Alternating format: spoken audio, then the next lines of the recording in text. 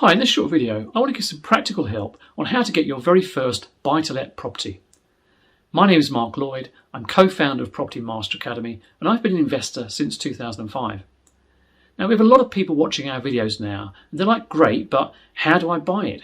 What do I actually do? What are the actual steps I need to take? So that's what I'm going to cover in this video. So firstly, obviously, you need to find a deal. Now, most of you starting out will probably use Rightmove or Zoopla or possibly dealing directly with an agent, and you're going to go and view it and then work out your numbers. What is your return on investment?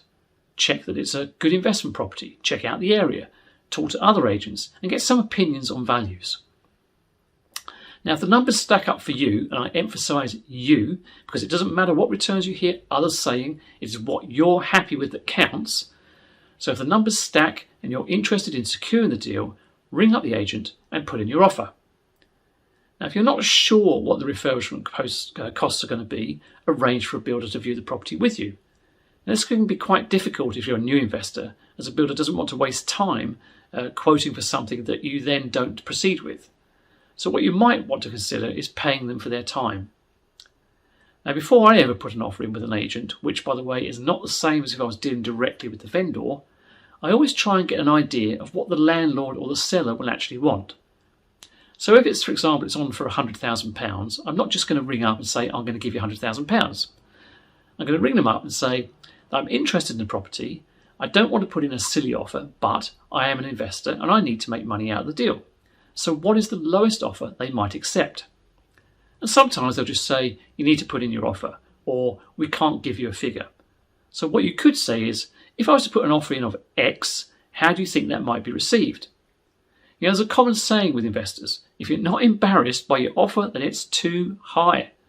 Now, once your offer is accepted, the estate agent is going to need a few things from you. So you might want to get these ready beforehand, even before you go out and view properties. So this is what you'll need.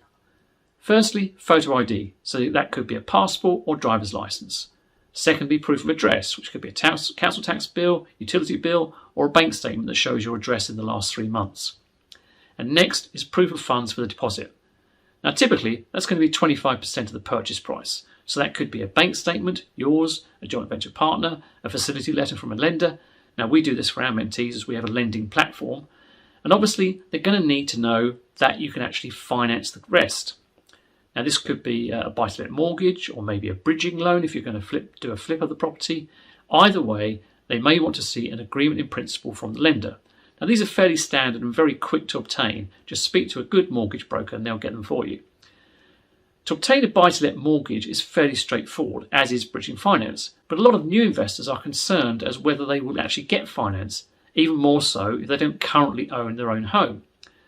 But both buy-to-let mortgages and bridging finances are relatively easy to obtain. You don't normally need proof of income, and you don't normally have to own your own residential property either. Why? Well, if you're getting a buy-to-let mortgage, then the rent pays the mortgage. So the lender is more concerned about the rent covering the cost of the mortgage. But as for bridging, they won't lend to you if they don't think you're going to make money on the project. So that's the second safeguard. So speak to your mentor if you have one, or a good broker, and they'll be able to help. Now, if you don't know a mortgage broker, then email me, mark@propertymasteracademy.co.uk, with details of what you're looking for, and I'll put you in touch with someone. Lastly is appointing your solicitor. If you don't have one, then speak to other investors and see if they can recommend one, or speak to the estate agent, as they will have several solicitor contacts.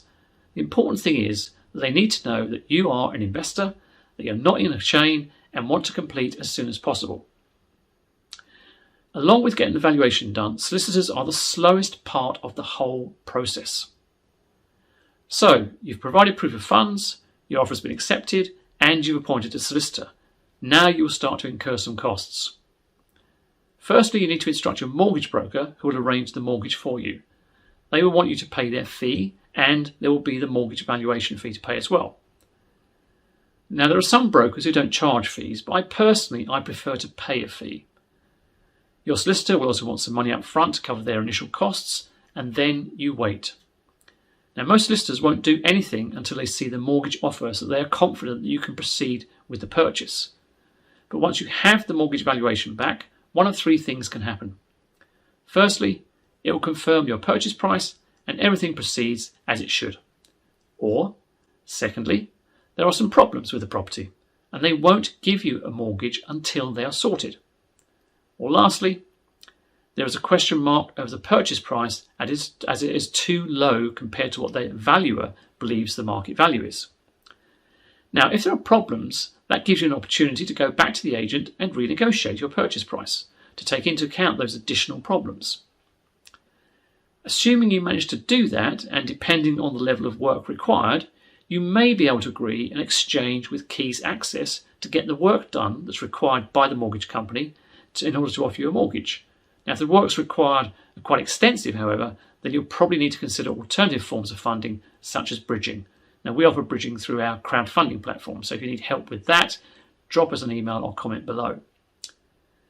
If there is a question mark over the price you're paying, in other words, you've negotiated so well that you've got a massively below market value deal, then most lenders will have a problem with this as they don't understand the art of negotiation.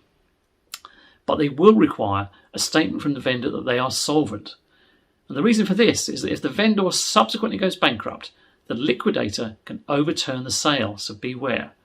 Now, this rarely happens when buying through an agent, but can happen when dealing directly with the vendor. Most straightforward purchases should complete within 4 to 6 weeks from your offer being accepted, but sometimes can take up to 3 months, so you need to be on the ball. Don't just leave it for everyone to get on with their job. From the outset, you should ask your solicitor for an estimated timescale. They will be your main point of contact moving forward, and once the valuation is obtained, you should chase them and the agent every couple of weeks to make sure things are moving along as they should. Well, I hope you found this video useful, and if you have, then please hit the like button, as that helps other people like you see our videos. Also, hit the subscribe button too, so you get notified when new videos are uploaded each week.